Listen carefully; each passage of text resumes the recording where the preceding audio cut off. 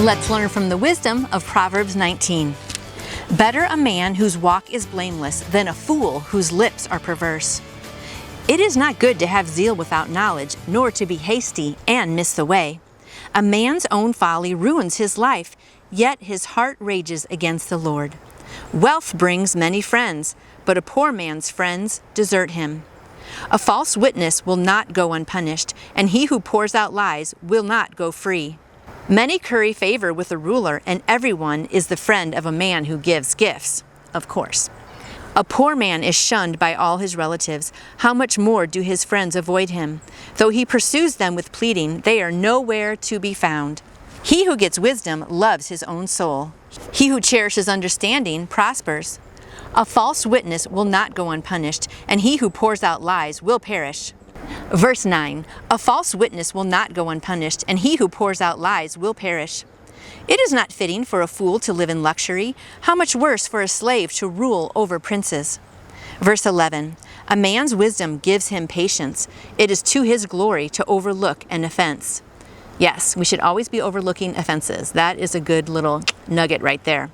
A king's rage is like the roar of a lion, but his favor like the dew on the grass. Verse 13, a foolish son is his father's ruin, and a quarrelsome wife is like a constant dripping. Ladies, let's not be a constant dripping, okay? Houses and wealth are inherited from parents, but a prudent wife is from the Lord. We are good gifts to our husbands, aren't we? Laziness brings on deep sleep, and the shiftless man goes hungry. He who obeys instructions guards his life, but he who is contemptuous of his ways will die.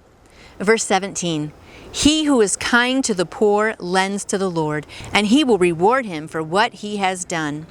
Discipline your son, for in that there is hope. Do not be a willing party to his death. A hot-tempered man must pay the penalty. If you rescue him, you will have to do it again. Verse 20, I like this. Listen to advice and accept instruction, and in the end, you will be wise. I'm going to read that one again. Verse 20, listen to advice and accept instruction, and in the end, you will be wise. I also like verse 21. Many are the plans in a man's heart, but it is the Lord's purpose that prevails.